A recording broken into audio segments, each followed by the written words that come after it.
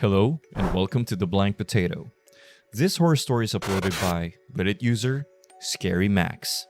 If you want to learn more about the author, link in the description.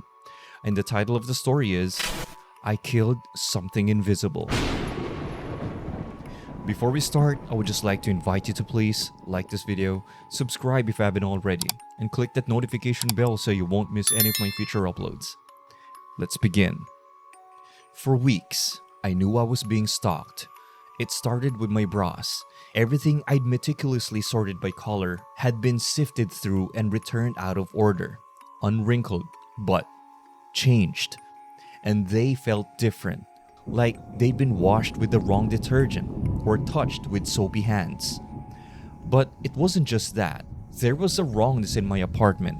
The floor creaked randomly. One day, I found a large handprint on my mirror that hadn't been there when I left for work this morning. There was an odor too, one I'd only smelled at funeral homes before.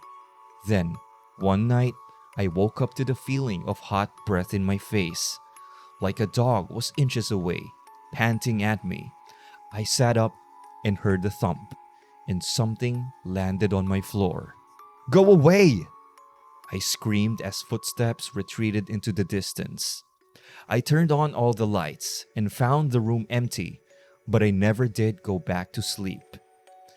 The next morning, I stepped out of bed and felt a sharp pain on my foot. Looking down, I found a sharp, needle-like object embedded in the floor.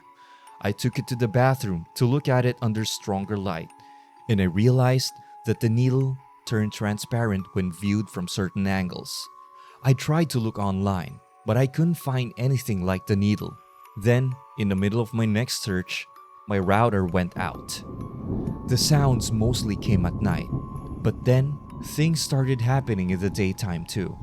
A pair of my running sneakers disappeared right after a jog.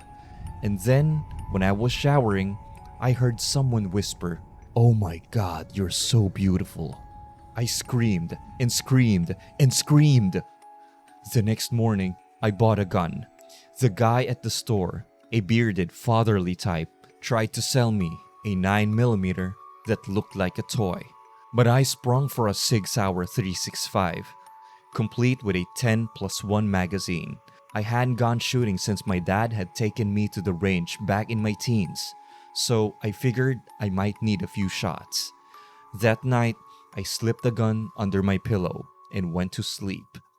I woke up to the feeling of someone stroking my bare shoulder. My hips felt pinned to the mattress. I cried out in panic and pushed up as hard as I could. I heard a grunt, and then something grabbed my wrists and pushed me down. I felt the wet lips on mine. Then I swung my knee up and I felt it collide with something soft. I heard a groan, and then something thumped on the hardwood beside my bed. I reached over, grabbed my gun, and shot at the groan until my clip was half empty. There was a hacking cough, and then a voice begging, "Wait, please, don't, I love you." I emptied the rest of the clip, and the voice was gone. There's a warm, wet pool in my bedroom floor now. I've been trying to mop it up, but it's hard because there's nothing to see. Then there's the invisible thing. It's like it's a little bigger than me. I'm not sure how I'll possibly lift it. A few minutes ago, as I was looking for my mop in the garage, another strange thing happened. My front door slowly opened and closed. I heard a few sets of footsteps enter. They walked to my bedroom. Since then, I've been hearing the sound of tape unrolling and bottles spraying. They're cleaning up, I realize. But what I don't yet know is if I'm part of the mess.